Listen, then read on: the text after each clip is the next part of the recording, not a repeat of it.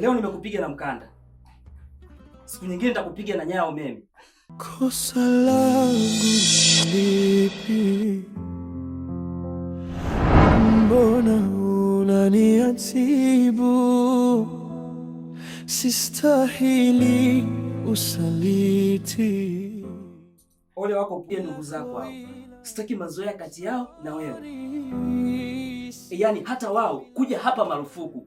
Na hata kitokea wana shida na hela ya chakula, uambie wanipigie mimi. Umenielewa? Sawa. Wewe jibu umenielewa. Alafu uende kule kama ulivyoenda leo.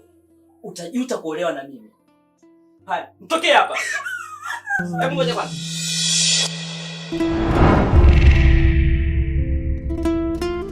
Subiri. Alafu leo jiandae, nataka kuja kula chakula changu cha nafsi.